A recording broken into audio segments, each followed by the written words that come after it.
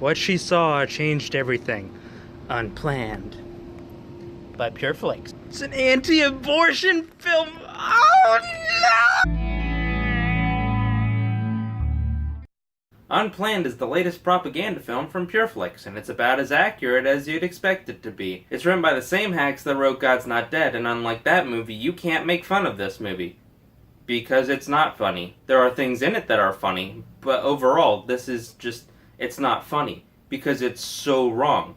Every piece of information in this film is factually inaccurate. I spend a majority of the runtime of this movie fact-checking it. And surprise, surprise, a lot of the information they throw out in the film is either fabricated or half-truths. And I know a lot of people are going to say, well, you shouldn't really focus on the message of the film, you should really focus on the technical aspects. Oh, I'll get to the technical aspects. Alright, let's get that out of the way now. It's poorly shot, poorly written, poorly directed, poorly acted, poorly edited, poorly scored, manipulative, melodramatic, and as subtle as a brick to the head.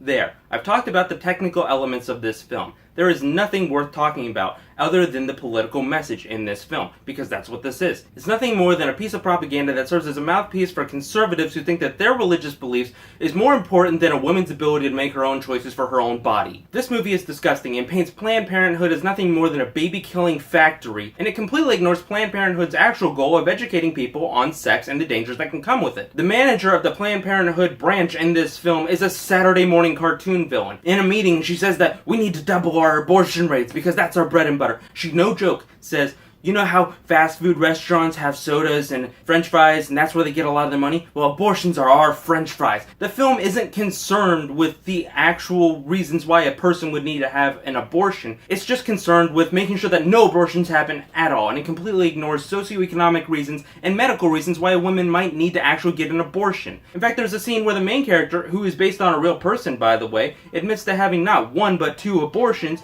because she didn't want to be stuck with an awful person. And so the film completely ignores her reasons for wanting to have an abortion and fails to apply those same reasons to another person, another woman who might want to have an abortion. And just the lack of self-awareness in this film is appalling. It's toxic. It's garbage. It's not worth seeing. Do not watch it. Don't support these people. Don't watch it unironically. You can't get drunk and have a good time with this film. You're going to find yourself more enraged with this film than actually enjoying it as a comedic thing. Because it's garbage. It spreads a hateful message with a lot of misunderstanding. It's made by gullible, stupid people for gullible, stupid people. And frankly, just making this review is being too generous for this film. Because I am giving this film attention, and I am aware of this. Every pro-choicer in this film is a caricature. It's a cutout, and I expect nothing less from Pure Flakes, who makes movies where if you're on the opposite end of the argument, you're a caricature, you're a straw man argument. These people are not filmmakers, they're propagandists. They're not making movies for Christians, they're making movies for the feeble and weak-minded that can't even go out and do research for themselves.